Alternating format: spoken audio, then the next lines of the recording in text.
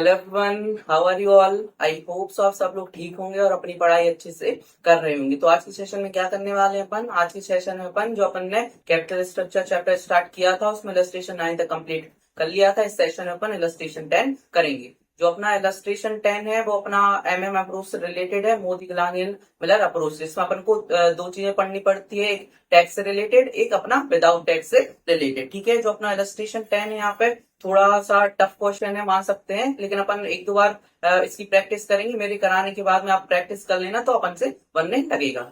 इस वाली क्वेश्चन को स्टार्ट करने से पहले अपन एक बार फॉर्मूला को रिवाइज कर लेते हैं। यहाँ पे एमएम अप्रोच विदाउट टैक्स और विथ टैक्स। लेकिन एक चीज और पढ़ लेते हैं अपन यहाँ पे। आई होप आपको पता होगा पहले से, लेकिन फिर भी अगर नहीं पता हो तो आप यहाँ पे ये जानना पड़ेगा।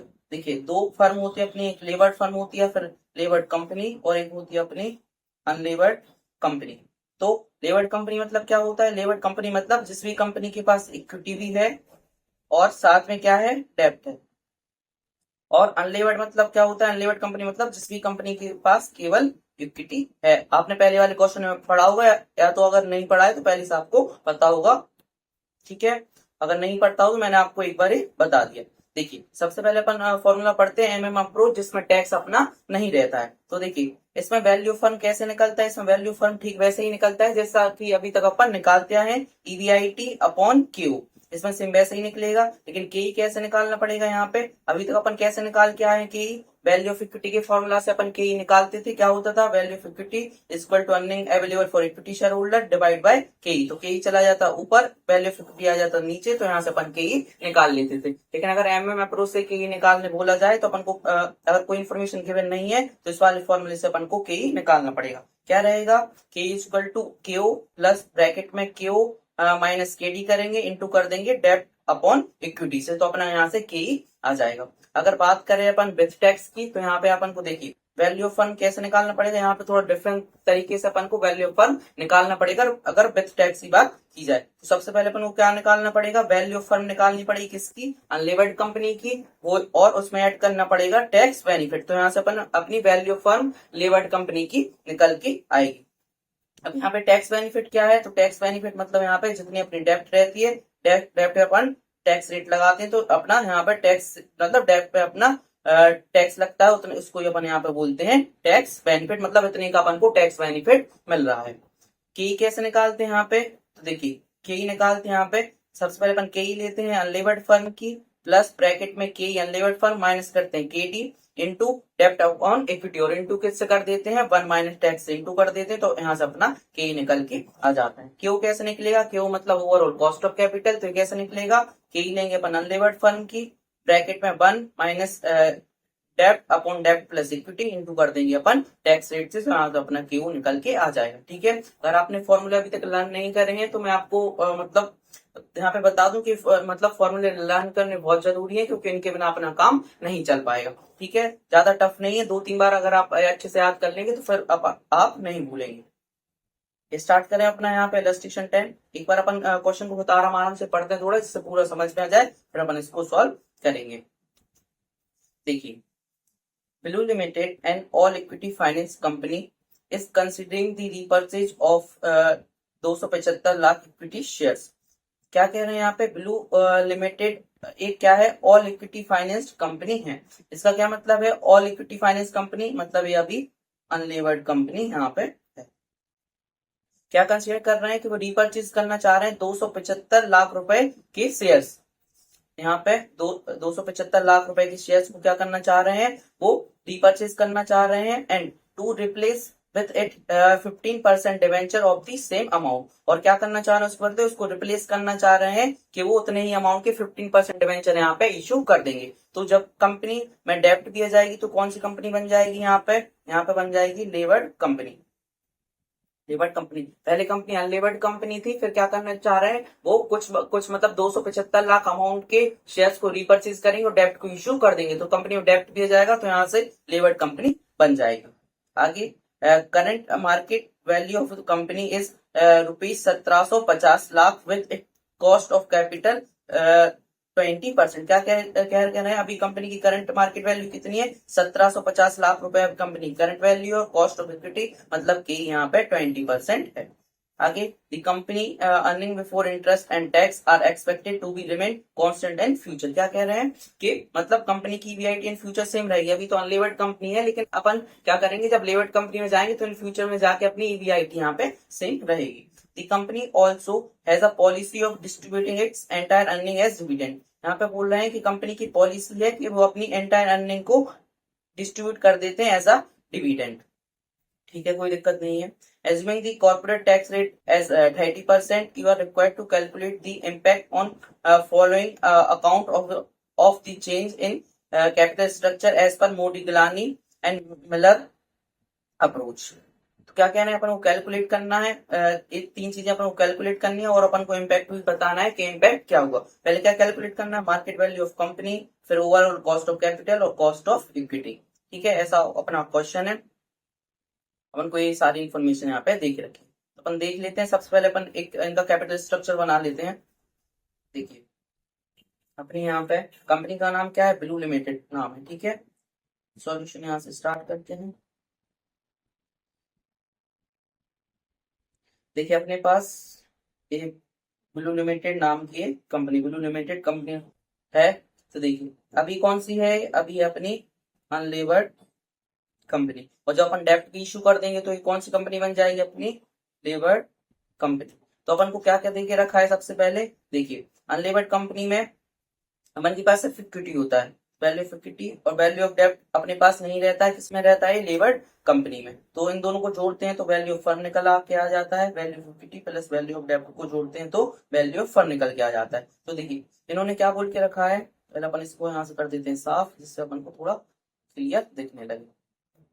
देखिए अभी क्या बोला अपन को कि अपन को मार्केट वैल्यू पता है, current market value of the company, मतलब करंट में इसकी मार्केट वैल्यू कितनी, 1750 लाख रुपए यहाँ पे है। करंट मतलब जब कंपनी के पास सिर्फ क्या है, सिर्फ इक्विटी है, मतलब अनलेवर्ड है, तो इसकी मार्केट वैल्यू अपन को 1750 लाख रुपए यहाँ पे पता है। ठीक है, और अनलेवर्ड कंपनी में अपनी डेप्ट होती नहीं है, तो डेप्ट यहाँ पे कुछ नहीं रहेगी, तो इसकी मतलब इक्विटी 1750 लाख रुपए की यहाँ पे रही होगी। तो अपन को जो अपनी लेवर्ड कंपनी है उसकी तो यहाँ पे मार्केट वैल्यू पता है। तो फिर आप कहेंगे सर फिर यहाँ पे कौन सी मार्केट वैल्यू की बात कर रहे हैं, तो यहाँ पे देखिए इस वाले क्वेश्चन में अपन को लेवर्ड कंपनी की यहाँ पे मार्केट वैल्यू का यहाँ पे पता करना है, पहले वाले क्वेश्चन में। ठीक है, अब देखिए आगे चलते हैं। क्या बोला था उन्होंने कि क्या कर रहे हैं, रीपर्चेज कर रहे हैं अपने 275 लाख की इक्विटी को, और क्या परचेज करने वाले, 50% यहाँ से डिवेंचर परचेज करने वाले हैं। तो देखिए इस 1750 लाख रुपए में से ये क्या करेंगे, 275 लाख रुपए निकालेंगे और डेप्ट में इन्वेस्ट कर देंगे। तो अपने पास कितने की, 275 लाख की यहाँ पे डेप्ट अपने पास निकल के आ जाएगी।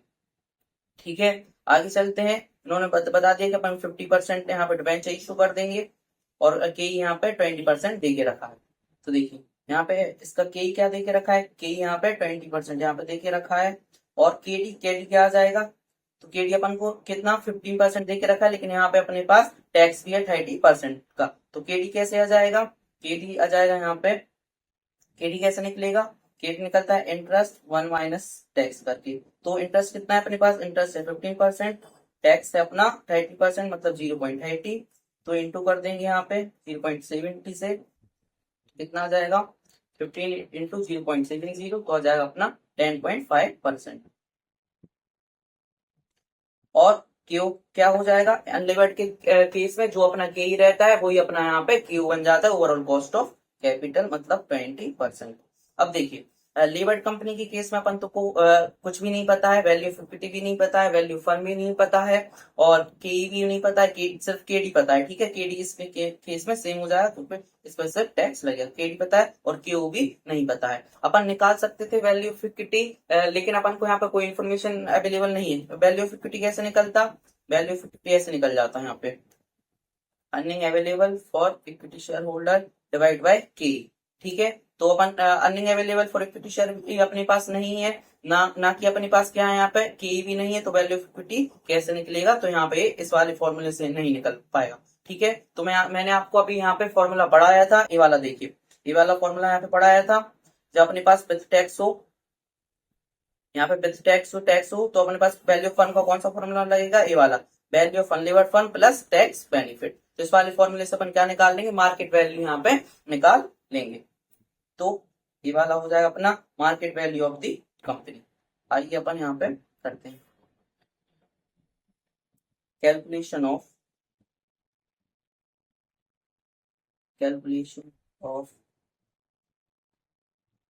Market value of company. इसको क्या अपन यहाँ पे वैल्यू फर्म भी बोलते हैं। तो क्या फॉर्मूला है यहाँ पे वैल्यू फर्म का, अनलिवर्ड कंपनी का, value of firm unlevered company की, और प्लस क्या कर देंगे टैक्स सेविंग। तो टैक्स सेविंग कैसे निकलती है, टैक्स सेविंग मतलब जितनी अपनी डेप्ट में अपना टैक्स लग रहा है उतनी अपनी यहाँ पे क्या हो जाएगी, टैक्स सेविंग हो जाएगी। तो वैल्यू ऑफ फर्म ये अपना आ जाएगी अनलिवर्ड कंपनी की प्लस डेप्ट इनटू टैक्स रेट। तो वैल्यू ऑफ फर्म कितनी है अनलिवर्ड कंपनी की, तो अपन को पता है कितनी है, 1750 लाख रुपए यहाँ पे अपन को क्वेश्चन में ही गिवन थी। तो हो जाएगी ये 1750 लाख रुपए प्लस डेप्ट। डेप्ट कितना है अपन को, डेप्ट बताया था कि अपन को कितने की यहाँ पे अपन रिपर्चेस कर रहे हैं डिवेंचर, मतलब डेप्ट 275 लाख रुपए की। तो 275 लाख इंटू क्या कर देंगे टैक्स रेट अपना 30%। तो करिए सॉल्व कितना आ रहा है, 275 इंटू 30%, 275 इंटू 30% प्लस हो जाएगा अपना 1750। तो आ जाएगा यहाँ पे, अगर आप और आगे सॉल्व करना है तो कर भी सकते हैं, यहाँ पे 1750 लिखेंगे प्लस यहाँ आ जाएगा 275 इंटू 30%, तो हो जाएगा 82.50 लाख। तो टोटल कितना हो जाएगा ये प्लस 1750 हो जाएगा अपना 1832.50 लाख। यहाँ पे अपनी वैल्यू फर्म निकल के आ गई। तो अपनी लेबर कंपनी की वैल्यू फर्म निकल के आ गई, तो अपन इसको यहाँ पे ये अपन को पता चल गई। ठीक है, अपन ने कैलकुलेट कर ली 1832.50 lakh.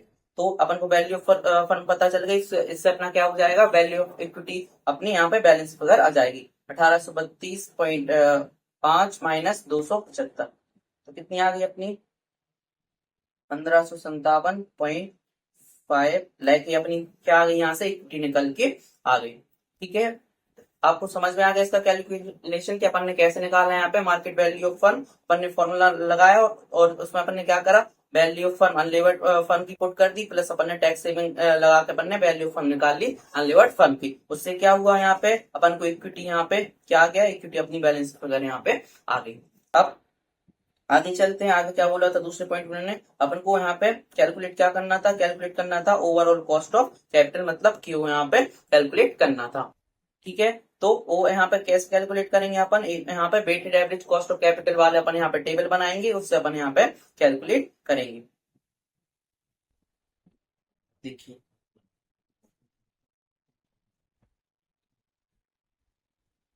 Calculation of overall cost of capital, क्या क्या रहता था उसमें, एक काम करते हैं अपन बना लेते हैं एक टेबल।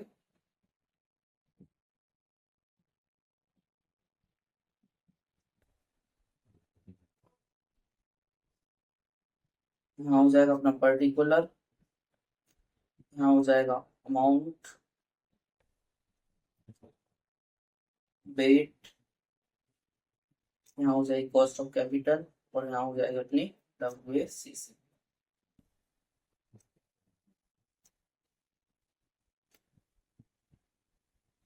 ठीक हो गई प्रिपेयर। तो यहाँ सबसे वाले कॉलम में आ जाएगा पर्टिकुलर, यहाँ आ जाएगा अपना अमाउंट, यहाँ आ जाएगा अपना वेट,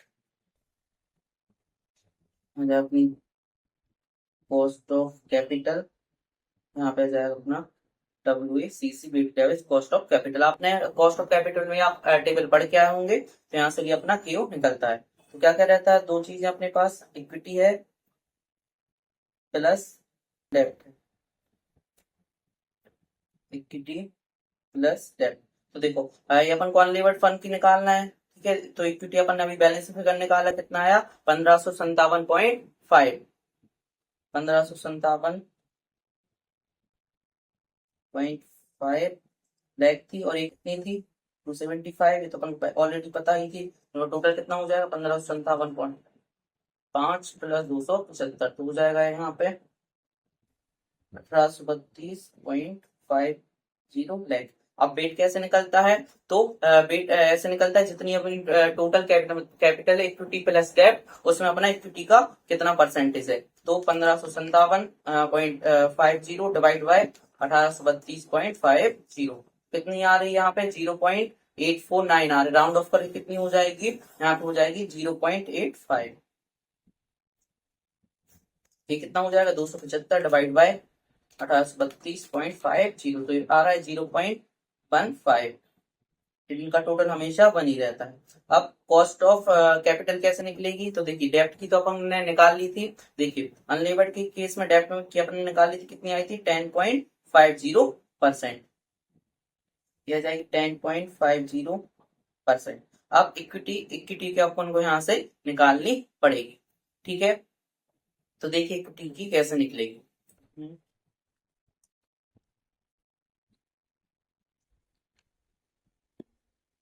ये देखिए इन्होंने एक चीज बोली थी, अगर आपको याद हो तो, कि EBIT are expected to be remain constant in future, मतलब EBIT हमेशा फ्यूचर में भी यहाँ पे सेम रहेगी। तो EBIT जो अपनी अनलेवर्ड कंपनी की रहेगी वो लेवर्ड कंपनी की रहेगी। तो देखिए यहाँ पे कैसे निकलता है, यहाँ पे मैं बता दे रहा हूँ कि कैसे निकलता है। देखिए वैल्यू ऑफ इक्विटी रहता है earning available for equity share holder divide by K, तो के पर ट्रांसफर हो जाता है और earning available for equity share holder नहीं रहता है, divide by upon value of equity करते हैं। तो इस केस में तो अपन को दोनों पता है, के भी पता है और केटी भी पता है, लेकिन अपन लेकिन अपन को लेवर्ड कंपनी केस अपन को दोनों नहीं पता है। तो देखिए कैसे निकल सकता है, देखिए अपन के पास यहाँ पे वैल्यू ऑफ इक्विटी तो गिवन है, वैल्यू ऑफ मतलब के मतलब कॉस्ट ऑफ कैपिटल, तो अपन को यहाँ पे क्या कैलकुलेट करनी है। तो अगर अपन earning available for equity share holder अगर अपन निकाल लें तो यहाँ से अपन को के ही निकाल सकते हैं, लेकिन earning available for equity share holder कैसे निकलेगा, इसके लिए अपन को EBIT भी चाहिए और EBIT के लिए इन्फॉर्मेशन चाहिए। तो कैसे निकलेगा, तो देखिए यहाँ पे इन्फॉर्मेशन अपन को अनलेवर्ड कंपनी की पूरी इन्फॉर्मेशन देके रखी है। क्या क्या इन्फॉर्मेशन देके रखी है, वैल्यू ऑफ इक्विटी भी देके रखी है, डेब्ट होता नहीं है। तो अपन क्या करेंगे, वैल्यू ऑफ अनलेवर्ड मतलब अनलेवर्ड कंपनी में से अपन क्या निकालेंगे, पहले अनलेवर्ड से अपन EBIT निकाल लेंगे। तो इससे अपन EBIT अगर निकाल लेंगे तो सेम EBIT किसकी हो जाएगी, सेम EBIT हो जाएगी लेवर्ड कंपनी की, और लेवर्ड फॉर EBIT निकल के अपन क्या निकाल लेंगे उससे, earning available for equity share holder. देखिए कैसे, यहाँ पे देखिए कि ये अपन को पता है, ये देखिए इसको इसकी अपन को पता है अनलेवर्ड कंपनी की कितनी है, अनलेवर्ड कंपनी की यहाँ पे कि ये 0.20 ये वाली। Earning available for equity share holder, value of equity भी पता है, कितनी value of equity unlevered company की 1750 लाख रुपए। तो earning available for equity share holder कितना आ जाएगा अनलेवर्ड कंपनी का, earning available for equity share holder, तो इंटू हो जाएगा 0.20 इंटू 1750, तो हो जाएगा 350 लाख। तो अपन को क्या हो गया, यहाँ से earning available for equity share holder किसका पता चल गया, अपन को अनलेवर्ड कंपनी का यहाँ से पता चल गया। तो अब देखिए अपन बनाएंगे स्टेटमेंट, EBIT माइनस क्या करते हैं इंटरेस्ट, तो यहाँ से आ जाएगा अपना वैसे आ जाता है डायरेक्ट, इसके बाद earning available for equity share holder पर बाकी क्वेश्चंस में करा था, लेकिन यहाँ पे टैक्स भी है तो क्या आ जाएगा यहाँ पे अर्निंग बिफोर टैक्स, यहाँ से टैक्स माइनस करेंगे तब जाके क्या आ जाएगा earning available for equity share holder. तो ये हो गया अपन को अपन ने क्या अनलेवर्ड कंपनी का यहाँ पे निकाल लिया, कितना आया ऊपर 350 लाख रुपए आए, लेकिन ये कितना है टैक्स अपना लगा था 30%, तो ये अपना कितना आया होगा यहाँ पे 70%, क्योंकि इससे पहले अपना होगा ये 100%।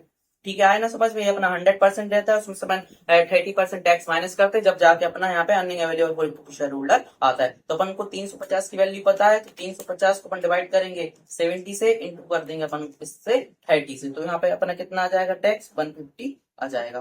तो और ऐसे ही 350 को डिवाइड करेंगे 70 से, इंटू कर देंगे 100 से, तो अपना आ जाएगा यहाँ पे 500। तो अपन को EBIT भी पता चल गया, और इंटरेस्ट अपना अनलेवर्ड कंपनी में रहता नहीं है, ठीक है। तो यहाँ से अपना EBIT कितना आ गया, ईवीआईटी आ गया अपना यहाँ से 500 लाख। आ गया ना समझ में ईवीआईटी कैलकुलेशन। यहाँ से अपन ने रिवर्स कैलकुलेशन करा था। अगर अपन चले किस केस में, यहाँ पे लिख भी दे रहा हूं मैं, ये अनलेवर्ड के केस में है। अनलेवर्ड कंपनी है और ये अपनी लेवर्ड कंपनी, जैसे अपना ऊपर से चला रहा है। अब इन्होंने बोला था कि सेम ईवीआईटी किसमें हो जाएगा, सेम ईवीआईटी हो जाएगा अपना लेवर्ड कंपनी में। तो यहाँ से अपन 500 सेम हो जाएगा। इंटरेस्ट कितना हो जाएगा, तो इंटरेस्ट देखिए अपनी डेब्ट कितनी थी लेवर्ड कंपनी में 275 लाख, और इंटरेस्ट रेट कितना लग रहा था यहाँ पे 15%। तो यहाँ हो जाएगा अपना 275 लाख का 15%, तो 275 इंटू 15%, तो कितना हो जाएगा यहाँ पे 41.25, माइनस कर देंगे 500 माइनस 41.25, तो हो जाएगा 458.75। इसमें से अपन टैक्स माइनस कर देंगे 30%, तो इंटू 30% हो जाएगा 137.625। ये माइनस करेंगे तो हो जाएगा अपना कितना 321.125। तो यहाँ से अपन को earning available for equity share holder पता चल गया। अपन इससे क्या निकाल लेंगे, इससे अपन के ही निकाल लेंगे। क्या होता है, value of equity equal to earning available for equity share holder divide by K. तो वैल्यू ऑफ इक्विटी तो अपन को ऊपर से ही पता है कितनी थी लेवर्ड कंपनी केस में 1557.5, 1557.5।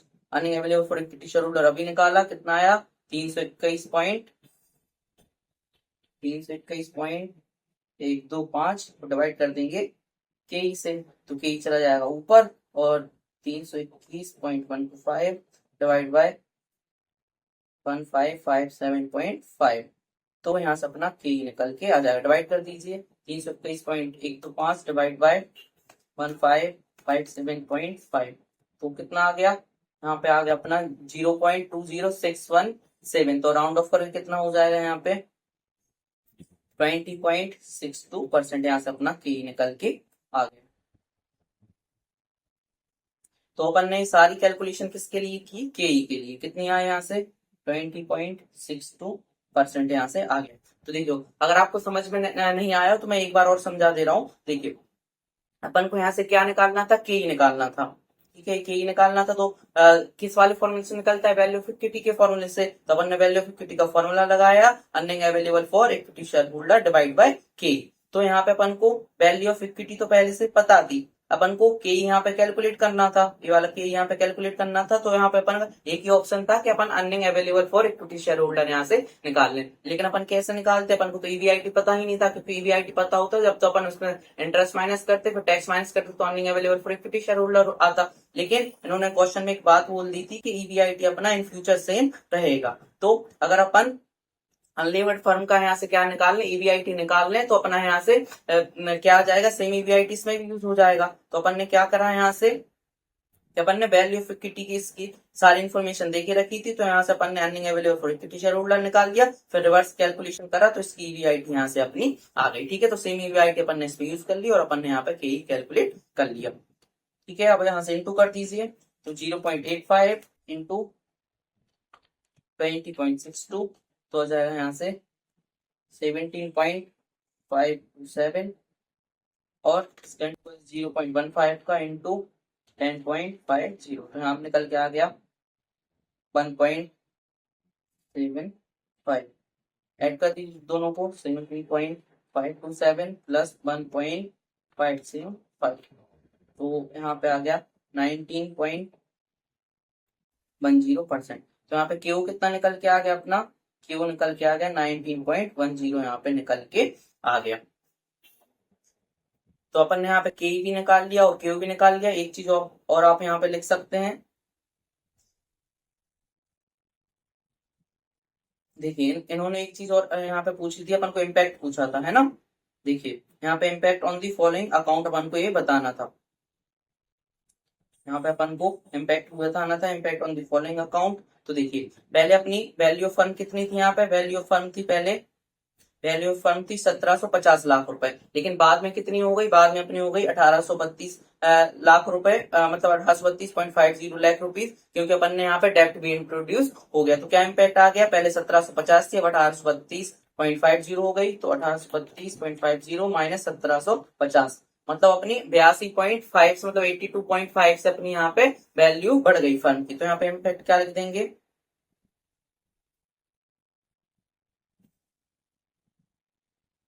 impact is that value of firm is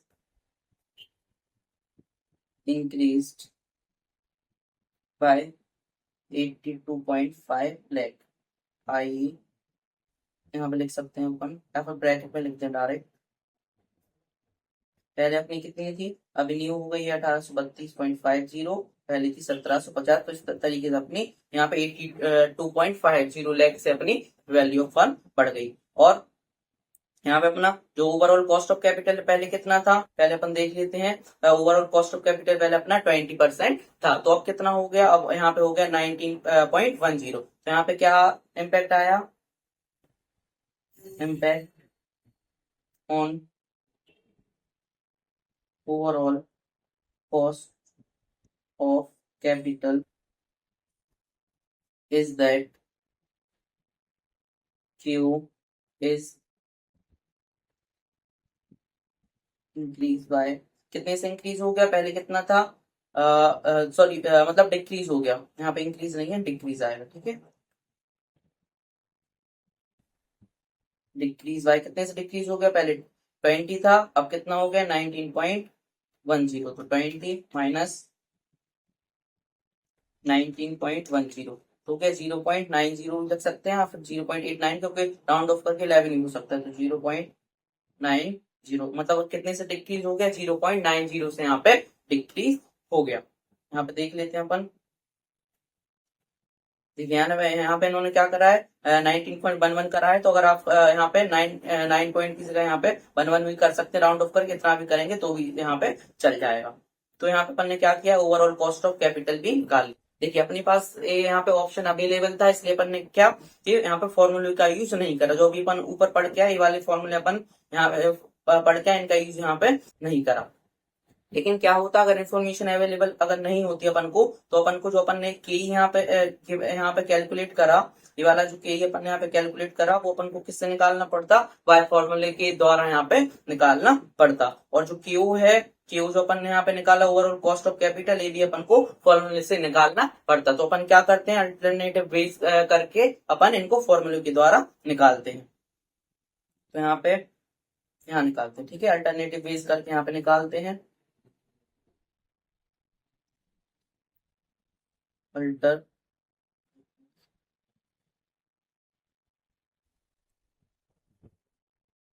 alternative base, ठीक है। तो यहाँ से अपन सबसे पहले क्या निकालेंगे, के ही निकालना है अपन को, किसकी, लेवर्ड फर्म की। तो फॉर्मूला क्या पढ़ा था अपन ने, के ही पढ़ी थी अपन ने अनलेवर्ड फर्म की, प्लस के ही अनलेवर्ड फर्म की, माइनस यहाँ से अपन ने करा था के डी, इंटू क्या करा था, डेप्ट upon equity into 1 minus tax rate, ठीक है। इससे अपन को यहाँ पे निकालना, अभी तो इन्फॉर्मेशन दी थी, तो अपन ने क्या करा कि अपन ने इन सबको ऐसा कैलकुलेशन करके अनलेवर्ड फर्म से लेवर्ड फर्म में अपन ने जाके क्या करा, के कैलकुलेट कर लिया। लेकिन अगर इन्फॉर्मेशन नहीं दी रहती तो अपन को इस वाले फॉर्मूले से यहाँ पे निकालना पड़ता। तो के कितनी थी अनलेवर्ड फर्म की, मैंने आपको यहाँ पे बताई थी, 0.20 थी, जो पहले से अपन को क्वेश्चन में गिवन थी। तो यहाँ पे कितना आ जाएगा, 0.20 प्लस अनलेवर्ड फर्म की के वही है 0.20, और केडी कितना था, केडी यहाँ पर इंटरेस्ट लग रहा था अपना, इंटरेस्ट लग रहा था 15%, तो यहाँ पे आ जाएगा 0.50। और डेप्ट कितनी थी अपनी, 275 लाख रुपए। इक्विटी कितनी थी, इक्विटी अपन ने यहाँ पे कैलकुलेट की थी, वो आई थी अपनी 1557.50।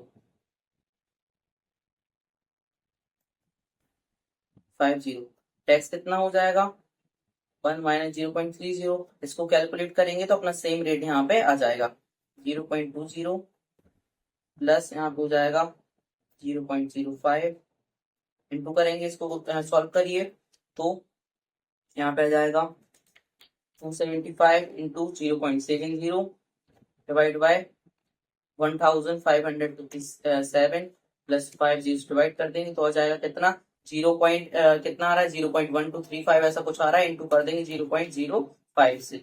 तो यहाँ पे आ जाएगा अपना, यहाँ पे आ जाएगा पूरा सॉल्व करके लिखेंगे तो 0.00617 ऐसा कुछ करके यहाँ पे आ रहा है। तो इसमें अपन ऐड कर देंगे प्लस 0.20 तो आ जाएगा अपना यहाँ पे 0.20617। तो राउंड ऑफ करके अपन कितना हो जाएगा 20.62%। अगर आप देखेंगे तो सेम परसेंटेज यहाँ पे आ रहा होगा के का, देखिए 20.62% अपना सेम आ रहा है यहाँ पे। ठीक है, अब क्या करेंगे अपन, ये तो अपन ने के निकाल लिया, अब के को भी अपन फॉर्मूले के द्वारा निकालेंगे। के का फॉर्मूला क्या था, मैंने आपको बताया था यहाँ पे कि इसी फॉर्मूले में क्या करना है अपन को, इसी फॉर्मूले में अपन को इस चीज को यहाँ पे काट देना है। इस चीज को आप काट देंगे मतलब आप अपन को क्या करना है, इस प्लस से काटना है। अगर आप प्लस से पूरा काट देंगे तो अपना क्यू का फॉर्मूला बन जाएगा। बस यहाँ पे इक्विटी की जगह पे इक्विटी की जगह डेप्थ प्लस इक्विटी आ जाएगा और ये वन अपना आगे आ जाएगा। देखिए कैसे, यहाँ पे आ जाएगा अपना के अनलेवर्ड फर्म का, और यहाँ पे ब्रैकेट में प्लस प्लस कुछ नहीं करना, माइनस कर देना है, माइनस डेप्ट अपॉन डेप्ट प्लस इक्विटी, और इनटू यहाँ पे क्या कर देना टैक्स रेट से।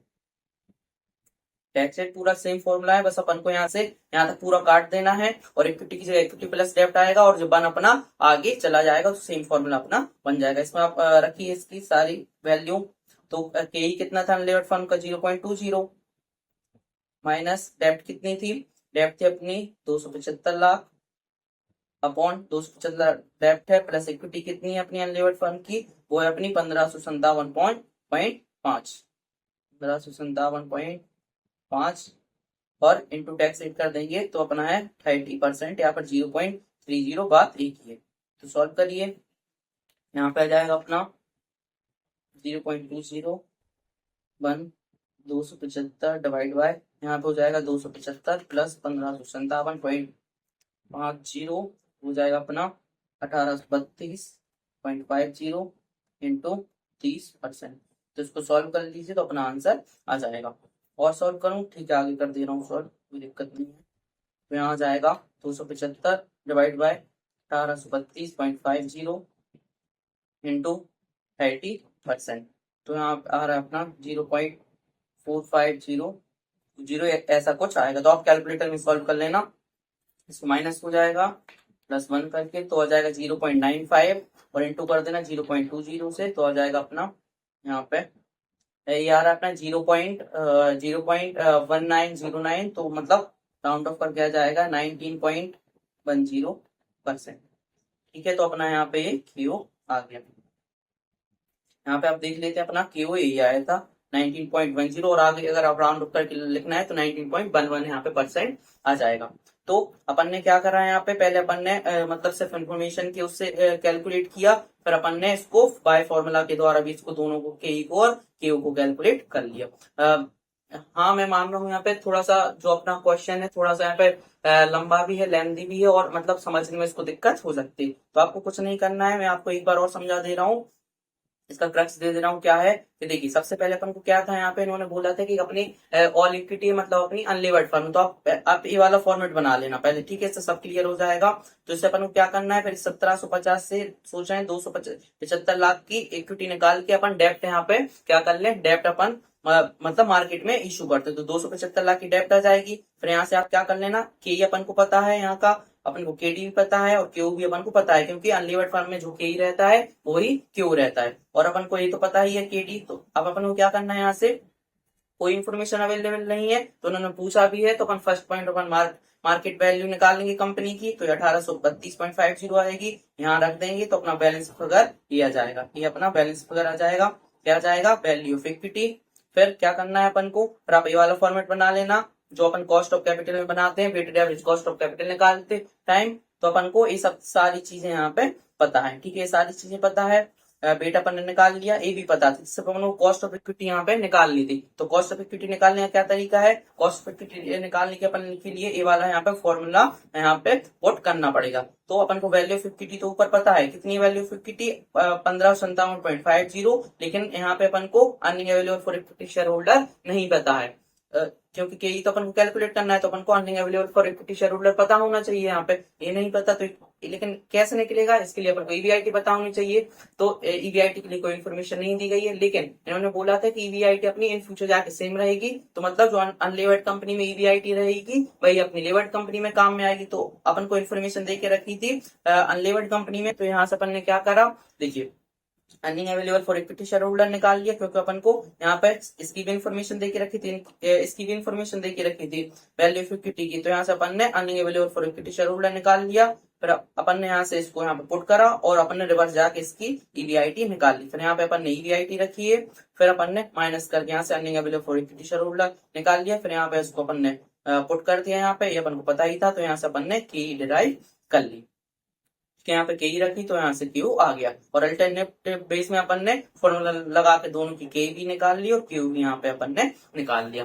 ठीक है, आई होप सो आपको मतलब जो इलस्ट्रेशन करा है बहुत अच्छे से क्लियर हो गया होगा। अगर इसके बाद भी कोई डाउट बचता है तो प्लीज आप कमेंट सेक्शन में पूछ लेना, मैं वहां आपका डाउट क्लियर कर दूंगा। और आपका स्क्रीनशॉट आपको क्या करूंगा, स्क्रीनशॉट लेके आपको टेलीग्राम चैनल पर पोस्ट कर दूंगा, तो वहां जाके आप आराम से नोट कर लेना।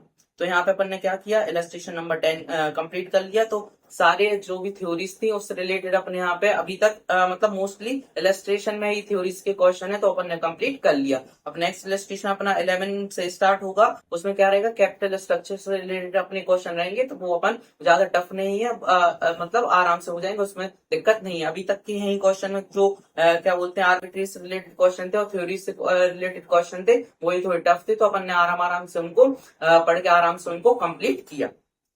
ठीक है, नेक्स्ट वीडियो में मिलेंगे तो अपन कैपिटल स्ट्रक्चर से रिलेटेड और इलस्ट्रेशन और क्वेश्चन करेंगे। जब तक आप अपनी पढ़ाई अच्छे से करते रहिए और अपना ध्यान रखिए।